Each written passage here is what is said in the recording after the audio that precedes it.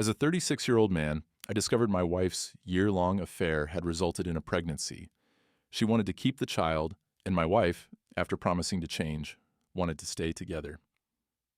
We had been trying to start a family without success, and since the fertility issues were on my wife's side, she felt responsible for our inability to conceive. I was able to persuade her to give our marriage another try. It was a difficult transition, but after legally adopting Adam, I felt a sense of relief, and we seemed like a real family. Adam's biological mother vanished from the picture. According to my wife, she wanted nothing to do with him. Now, Adam is a young child facing a serious and rapidly progressing medical condition. He spends most of his time in the hospital, and we can only focus on managing his symptoms and keeping his condition stable. He was admitted several days ago. I live in constant fear of losing him after working so hard to rebuild our family. 2 days ago, my wife mentioned Adam's biological mother, revealing she had informed her about his hospitalization. I was shocked and angry. I questioned her contact with the woman, and she explained that a mutual friend had told Adam's biological mother about his illness, and she had been pleading for a visit.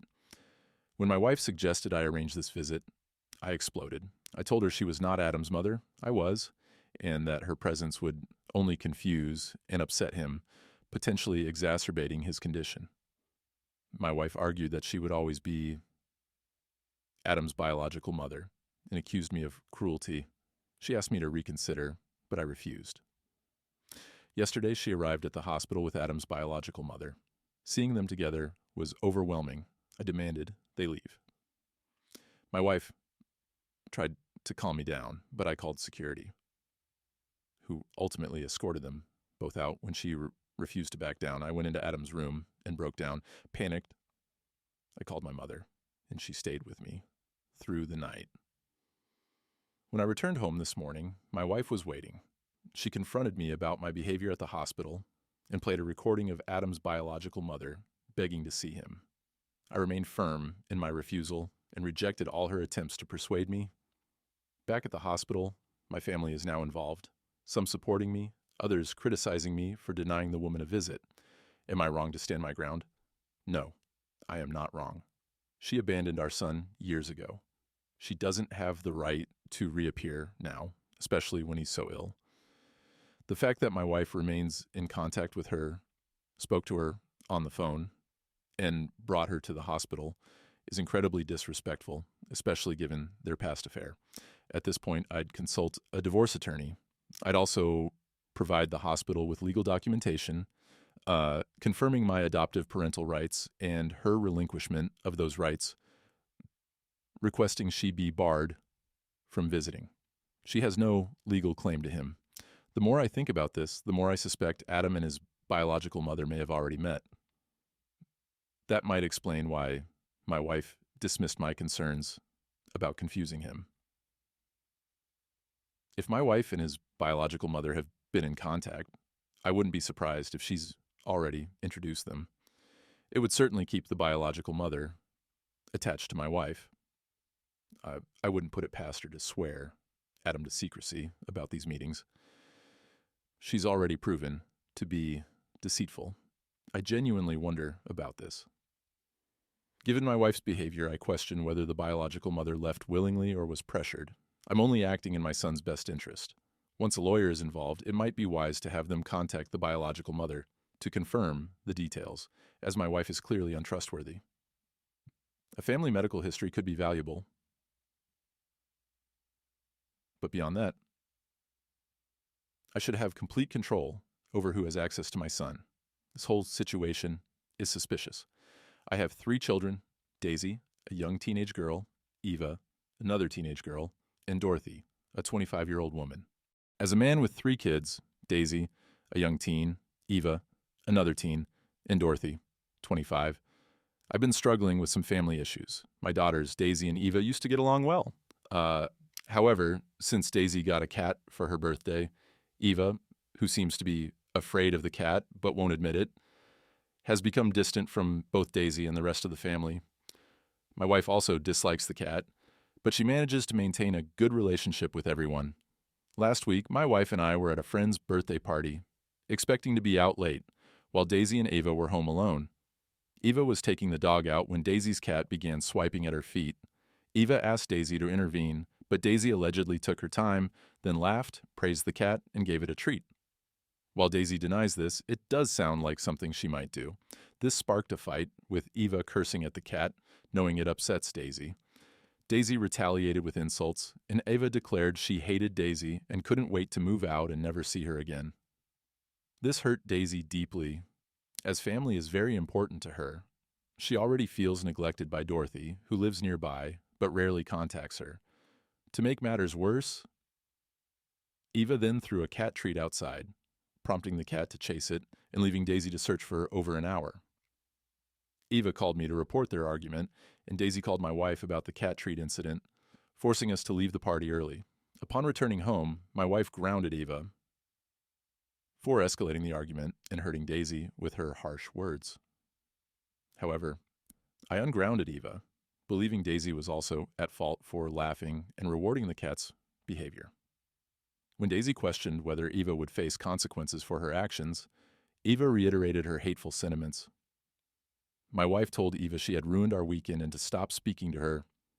I sided with Eva and have been sleeping on the couch since. Eva hasn't spoken to either my wife or Daisy since the argument. Last night, I helped Eva pack her belongings and retrieve important documents from the safe.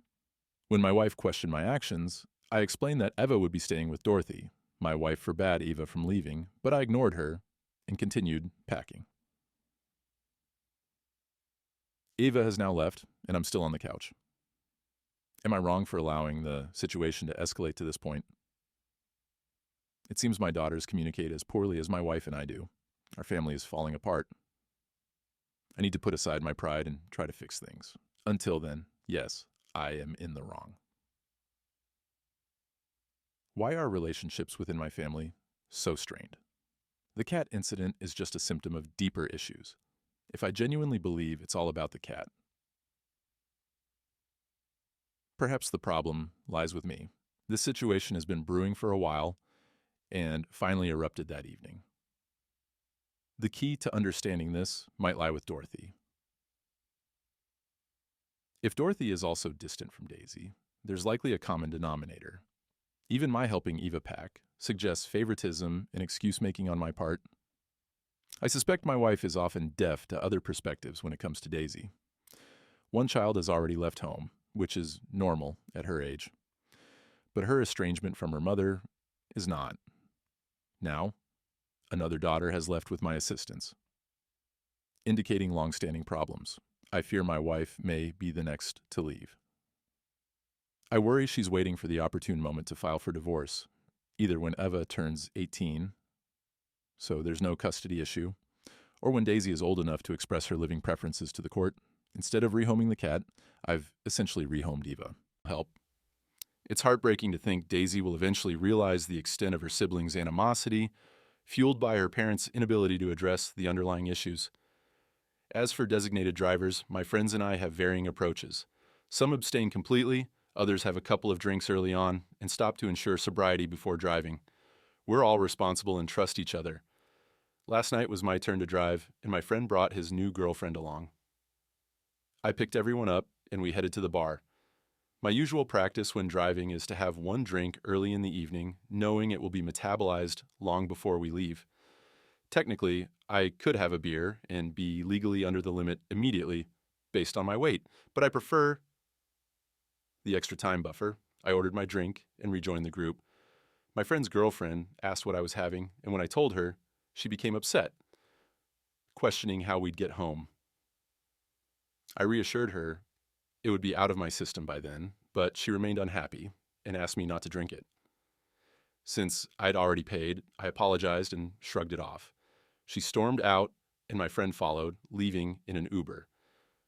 My friends were supportive, but the rest of the evening felt uncomfortable. Was I wrong? Should I have given my drink away to ease her concerns? I texted my friend to make sure everything was okay, but he hasn't replied. I understand her apprehension, especially since she didn't know me well enough to trust my judgment. Perhaps I should have clarified my one-drink plan up front. However, being labeled an intoxicated driver for having a single drink hours before driving seems excessive. Update. My friend finally texted. He apologized for the radio silence, explaining he'd been dealing with some things. Apparently, after they left the bar, they argued. She was angry that he hadn't mentioned the predominantly female makeup of our group. We're all teachers, so she might have assumed this. She accused him of spending every week at bars with floozies. The argument escalated, he called an Uber, and they continued fighting at his place. She broke up with him and left, reportedly insulting our entire group. I feel bad for my friend, though he thinks it's for the best. I believe he deserves better. Regarding my half-sister, we share a father, who's a teenager. While I'm 31, her mother remarried last year. Her stepfather has 2 teenage daughters, her stepsisters. I planned a sister's vacation for just the 2 of us. 2 weeks prior, her mother asked if I'd include her stepdaughters. She explained they hadn't had a vacation in a while, were jealous, and causing her problems. She couldn't afford to take them herself, and felt it was unfair that my sister was going on vacation. I declined, explaining I didn't know the girls, wasn't comfortable being responsible for them, and couldn't double my budget. This trip was specifically for my sister and me. Including 3 additional people would fundamentally change the experience. I even opted not to bring my wife, wanting it to be just us. We had a wonderful time. Now, her mother has called again, saying the stepdaughters were devastated by my refusal. I've only met them a couple of times. I stand by my decision. This vacation was meant to be a special bonding experience for my sister and me. I'm baffled by her reaction. She called me heartless and mean, claiming I could have easily accommodated everyone. She also suggested this would have helped my sister bond with her stepsisters. A responsibility I believe falls on their parents. Her phone call has left me questioning my own judgment. Was I wrong to refuse? Absolutely not. Her request was outrageous. Take my kids on vacation. Pay for everything yourself because I can't afford it. And supervise 2 extra teenagers while you're at it. My sister is my family. Her stepsisters are practically strangers. I'm under no obligation to finance and chaperone teenagers I barely know. Even if their mother had offered to cover their expenses, it would still be perfectly reasonable to decline. This vacation was a special occasion for my sister and me, not a free babysitting service. I did something wonderful for my sister, but I had no obligation to extend that to near strangers. As a 19-year-old South Asian man, I'm familiar with the custom of the groom's family wearing his color at weddings. My cousin is getting married, wearing white and gold. His brother, father, my brothers, and I will be coordinating in white suits and a white dress, respectively. My aunt is also wearing a white dress, but a different style. The bride and her family will be wearing red, so there's no chance of clashing. I showed a friend a picture of my outfit at work, and a coworker, overhearing, launched into a lecture about not wearing white to weddings. I explained the bride was wearing red, and that even if she weren't, our cultural traditions allow for matching the bridal party. He dismissed me as inconsiderate and insisted I'd be stealing the bride's spotlight. Even a guest intentionally wearing red couldn't replicate the bridal look without considerable expense. I laughed at his ignorance. Now, he and others are accusing me of being cold-hearted for laughing at someone trying to prevent my supposed embarrassment. Am I in the wrong? Not at all. My coworker is ignorant of cultural differences, imposing Western traditions where they don't apply. I'll wear my white outfit with confidence. While he intended to be helpful, his advice was culturally insensitive. I understand the customs of this wedding far better than he does. Laughing at his misinformed opinion is justified, especially after I explain the situation. His inability to accept a simple explanation is frustrating. Weddings are different in my culture. He should have complimented the outfit instead of lecturing me. He made assumptions without understanding the actual customs.